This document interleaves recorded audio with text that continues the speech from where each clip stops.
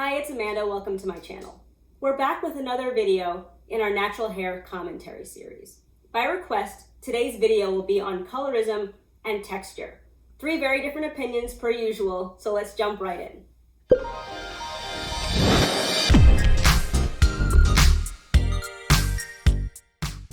Do you feel like colorism or hair texture has affected your life? I would definitely say that I was impacted by colorism because, like we've mentioned many times, like we grew up in a white neighborhood. So the norm was, white skin, long, silky hair.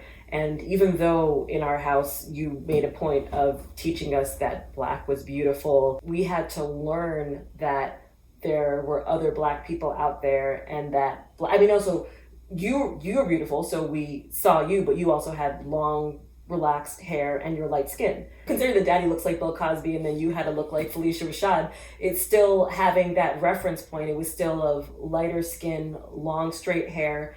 And so for me, having hair that, like you were talking about, that girl whose hair wouldn't grow, my hair was constantly breaking off and it's, it wouldn't swing. It would get there and then it would break off. And even when it was there, when I moved my head, the hair would move like that. And so you can't really separate dark skin tone and hair texture. Like in the summer, I would get darker, obviously, and then there would be that feeling of like, outside my hair messed up from going in the pool, my skin getting darker. I mean, there definitely was a feeling of that, and that you are lighter skin and you had long hair that you could have not relaxed it. So seeing that, and also you didn't really grow hair on your legs or anything like that. Like it was just a different sort of thing. When you talk about wanting to have a different hair texture, it was because of the impact, the ease of your life, that obviously having hair that doesn't have to be managed in order to look okay, that would make things much easier. And in terms of, with having a different skin tone, it means that like if my friends and I were looking at makeup, so many colors would look bad on me. You had to specifically look for and know the companies that created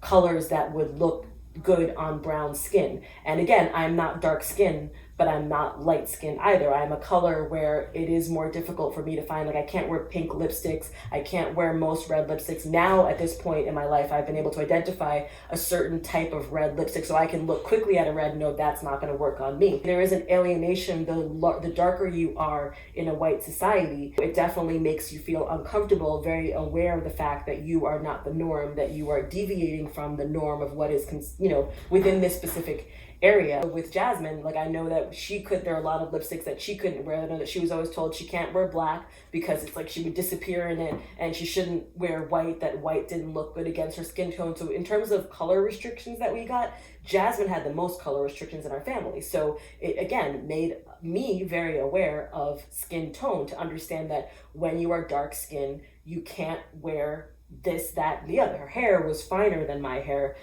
I knew that there were other things that you couldn't do. So in terms of that, skin tone and hair texture, I think, were a huge part. Was there any point where you wished that you were lighter skinned or had a different hair texture, outside of the convenience of it all, just in terms of growing up around people feeling self-conscious or not feeling self-conscious? Did you want something else? Because again, in the society that we were living in, also in terms of attractiveness, that I would assume that most guys would not find me attractive because I am not the norm of beauty. And in terms of when you had black people on TV, you would have lights, like there were darker people on TV. Yeah. But now there's such a focus on black is beautiful, and there's more of an emphasis on finding black beautiful characters, whereas I feel like in the 90s it wasn't done to that extent. And you had somebody like, what's Lenny Kravitz's ex-wife's name?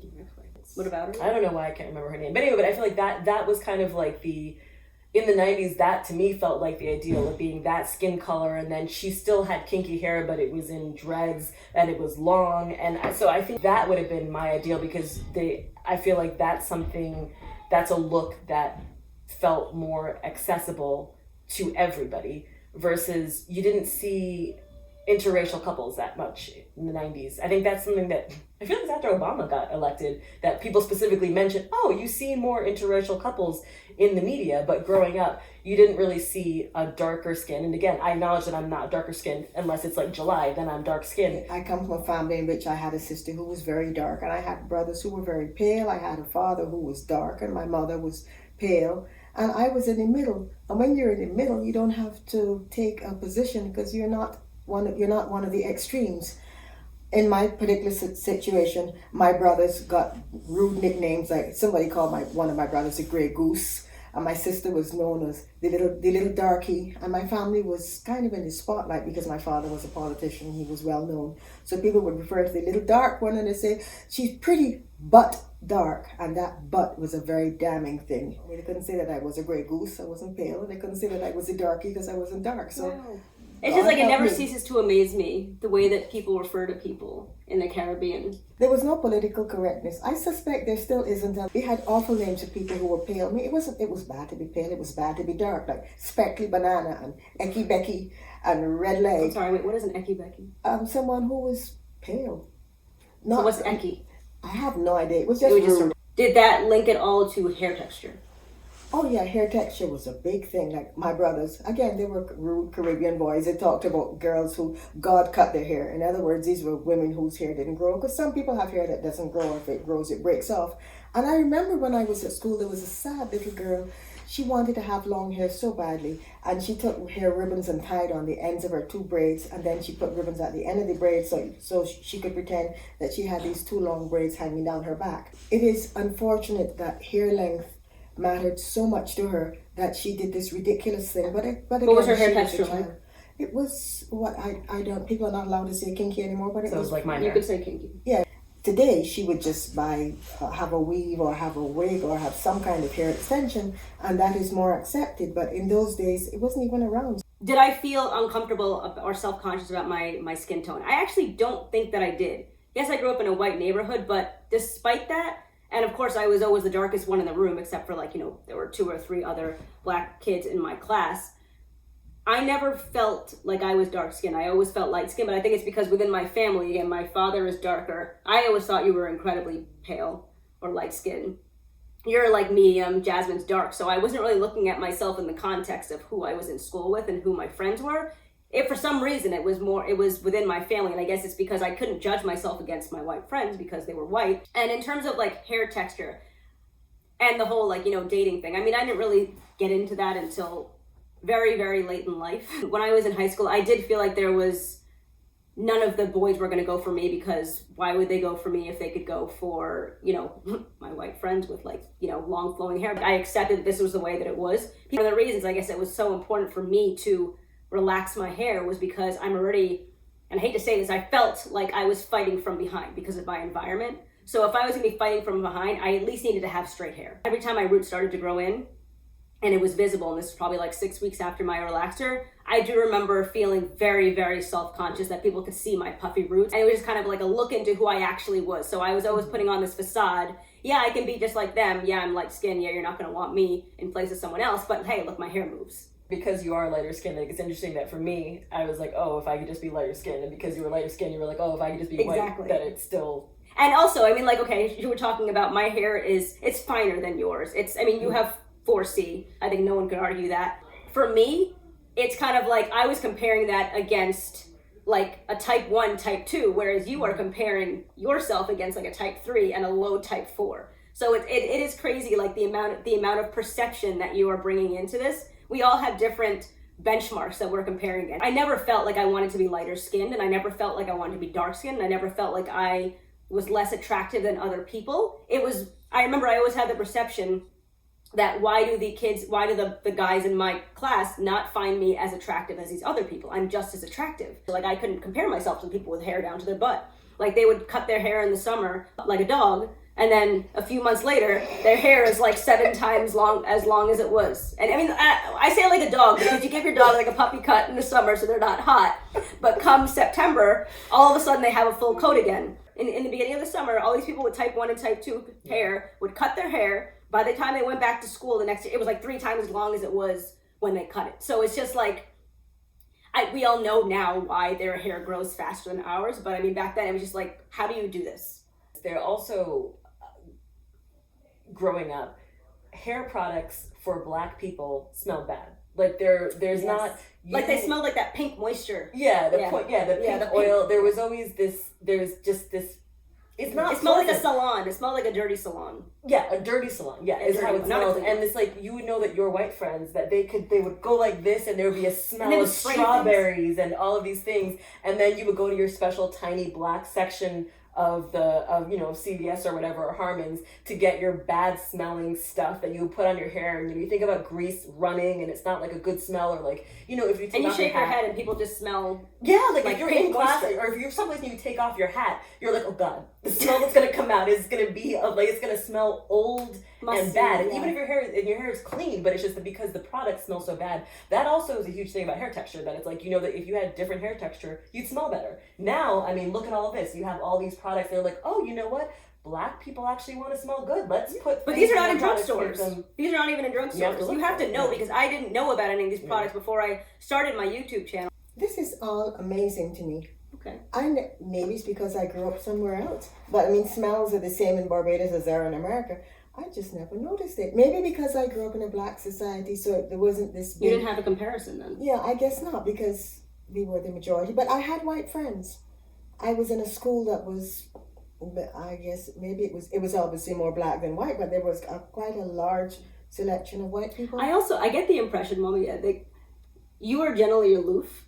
And I'm getting the impression that you were pretty aloof when you were growing up as well. Yeah, And you were I was. also very self-absorbed. That too. Yeah, and which, I mean, whatever, it's the truth. In our house, we were told that we were beautiful. We were Yeah, told we were remember that smart. calypso I used to sing for you? You are the best. You are the best. Yeah, you are the best. You're better than all the the rest. Yeah, And And that's I it, sang it to you because you were in America, and that was like your mantra. So I convinced all of you. I mean, Jasmine still believes it. I mean, that's why I think it's interesting, because it's a matter of like, I wouldn't, even with everything that we're saying, I don't think I had low self-esteem. I think I No, had you didn't. a good amount of self-esteem. It's just a matter of accepting what is. And also, for a long time, I wanted to go to the University of West Indies. Like I had said that yeah. Oh, right, I remember that. As I Okay, said, because I something remember like that. when we went to Barbados, and I went to a party with our cousin Nico, and it was all black people, and people were good-looking, highly educated black people, and I was like, wow, if I was here, I would have a boyfriend in a second. And I remember when we went on vacation for my 16th birthday to Barbados, that I started dating a guy. Not dating. I started seeing this guy within 3 days of being in Barbados, and it After was like 15 years. after 15 years. Yeah, Well, obviously you're a yeah, date but when you were a baby, but you know. I mean, that's but seriously, to see that, which is so interesting. It didn't impact my self-esteem. It was simply an acknowledgement that there's a place in the world where I could go, and many people would find me beautiful, and that place was not New Rochelle. And I understand that, yes, that people that, I know that guys did find me attractive, that ultimately I did get the feedback. Because of my self-esteem, I have kind of I don't know, bitchy is not the right word. I see persona. Yeah, an icy persona. Because my first boyfriend, he had said to somebody me, said it was your nose. yeah, but my first boyfriend had said that he would have never approached me, because it never even occurred to him that I would consider him. And that, I think it's because of the way that I carried myself, because I had to protect myself against feeling badly about myself. That protection then made me inaccessible, because I had this kind of armor so I wouldn't get hurt. So then people didn't approach me. I'm thinking about this now just because we're having this conversation, and I remember it really upset me when I was younger, but I kind of just brushed it aside. This was when I was in first, second grade. Yeah, so I was in a play group with 3 other children. It was a girl and 2 boys. Yeah. And we would always play house.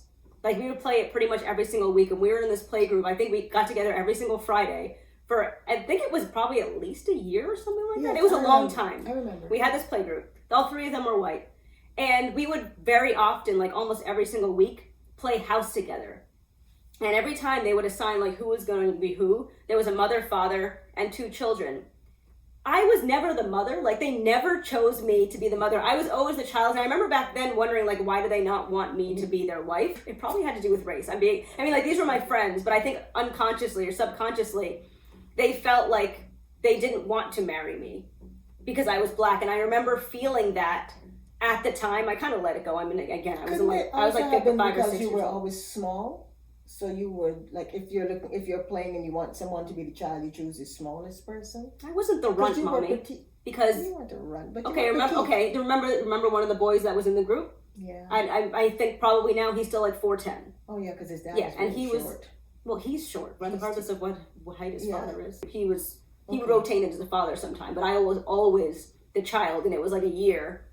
4 people, only 2 females, and one of them is always the child. Yet everyone else rotated. So, oh dear. But you know what? Wherever you are, there are going to be problems. So you grew up in America, you had this problem. You grew up in Barbados, and you have bad-minded people who say rude but you didn't things. mind. Have you seen people treated differently because of skin tone? The first time it's not a direct treatment, but we went to celebrate our grandfather, your father, last year. Oh, it was last year. Yeah, and our aunt, your sister, who is dark skinned. I remember more than one person was like, "Oh, where's the dark one? Where's the dark sibling?" And we're thinking, I only have one aunt on that side, so they could have just said, "Where is your aunt?" And so that's the first, because I don't think it was said with love. I don't think that they were like, "Oh, that beautiful dark skin, where is she?" That would not be weird, but just the fact. That's the first time that I was derogatory. Yeah, but they didn't mean it to be derogatory. That was a descriptor as far as they were concerned. Here's this family. You have the 2 red boys, because they were calling them red. And you got the middle brown girl, and then you have the dark one. So if they wanted to ask one of your uncles, they say, "Where's the red one?" But Mommy, yeah, her name is 1 syllable. In responding, I wouldn't just say, "Oh, she's not here," because I never refer to my aunt as the dark one. I said, "Oh, Jan is not here. She couldn't make it," because that's a rude thing to just say. Even if like she is short, if they'd say, "Where's the short one?" that still would have been rude. If they had asked about one of your uncles, "Where's the red one?" What would you say? I'm sorry, But there were 2 red. There's red, and who was the what color was They the told other him one? a red. In fact, my oldest brother Tony, they used to call him a gray goose. Because I have no idea, because our geese gray, but whatever. He was very pale and he had sort of blondish hair. And then, when he was younger, he doesn't. People get darker some people get darker as they age. And he and my brother David they were sort of what we call in Barbados red. Goodness. Amanda, that's just a term from that country. It's a rude term that people also use in this country, Mama. You keep saying what they used to call the N-word. Yeah, people said it. Like, I'm just you reference it as though it's okay because I come from a rude society that also called people with pale skin, like they would say that they were red, or you were speckly bananas, or ecky beckies. So do you want to be a dark one? Do you want to be an ecky becky, a red leg, described as spoggy? Pretty much you're saying yes. Yeah. People. The question was, have you seen people treated differently because I am lucky that I was in the middle. But I'm just saying that I observed other people like other skin tones. Other people being people with different skin tones being referenced rudely because I come from a rude society. What about in America? America is more politically correct. I so you haven't think seen that Americans would say things like that. But treated differently. Not like, for instance, like when you walk into a store, and yes, I have had this experience before, probably like college age and below, when I would go into a store, people would follow me around. And and just to be fully transparent, like what you see in the news and just what you experience in high school, it was not the black children who were shoplifting in stores. But, and I say this because I know who was shoplifting. Our friends were shoplifting. We knew that. We were the ones who were being watched while they snuck out with the shirts and the lipstick and this and that. Amateur, what do you call it? Amateur detectives, amateur sleuths following me around, and I'm just like, I do feel like outside of that particular experience, though, I don't believe that I felt like I was treated differently because of my skin tone. And I'm not oblivious. I know that it happens, but I guess in my own experience, I'm partly oblivious by genetics, so it's possible that I just didn't notice it. What about you?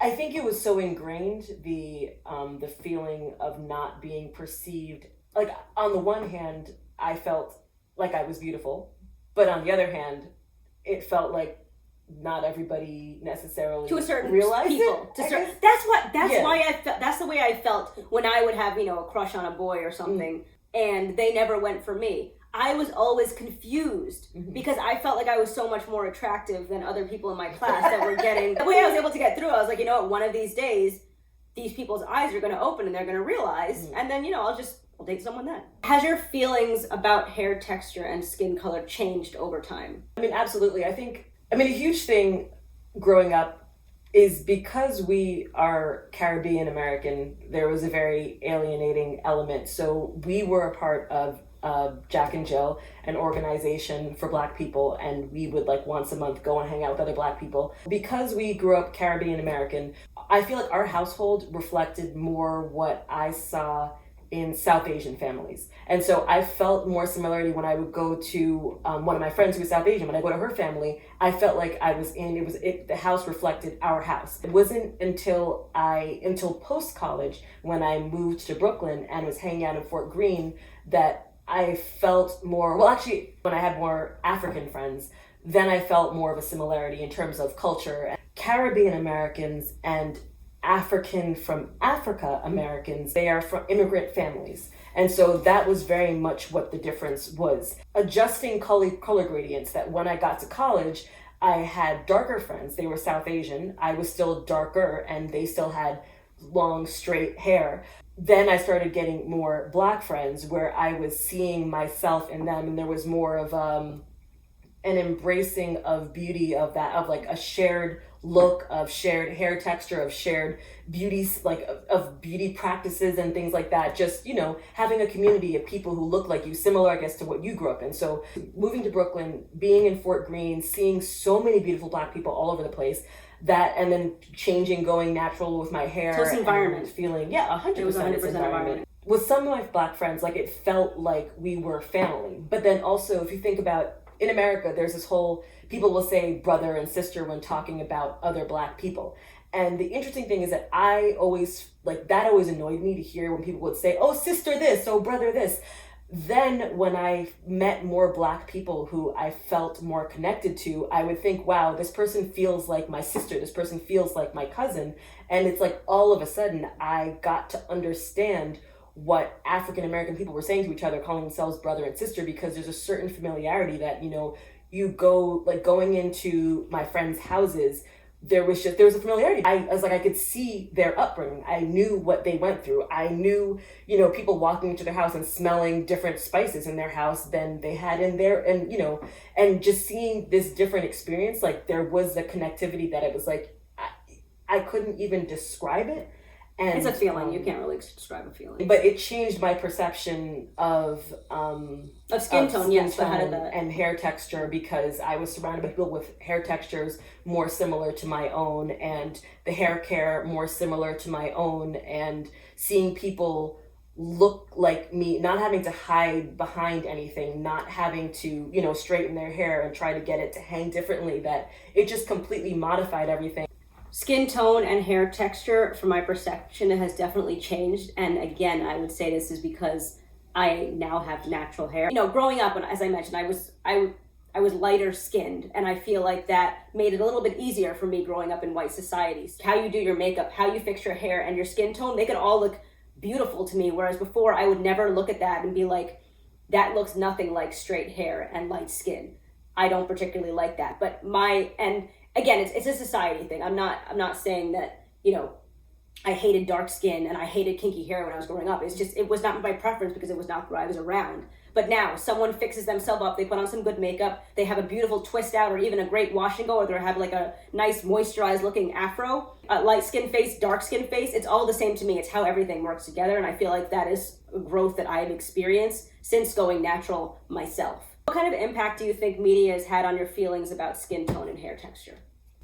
I'm glad to see that now you can turn on the TV and see Black people with all kinds of styles, all kinds of skin tones. You've got Joy Reid, you've got the movie star Lupita Nyong'o, and these are not just people who are thrown in there. These are people of power, because I think that what created beauty in our eyes was power. In Barbados, we come out of the plantation system, and the white people were the ones that had money and power. They didn't have much education, but they had money and power. And now we are looking at people who have power. Power is the capital that Black people can use, because yes, there are many of us who have money, but we don't have as much power as people who have been here much longer.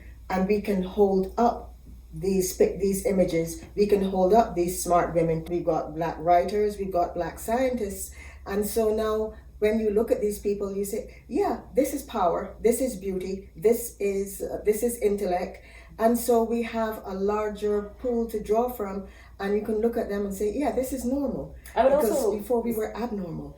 I would also say, like, looking at people like Two Dope Queens and Insecure, I think that there's more of a casual visibility of Black people as well. Because, I mean, it's great to see Black as, being exceptional as well as intelligent, but it's also being able to just like insecure is just somebody who's like this. Yeah, You don't have to be. You don't have to be extraordinary. Yeah, Just be a regular person. a regular black girl. Yeah. But she's not on drugs. She's not homeless. She's not in jail. Just a regular black woman having a regular life.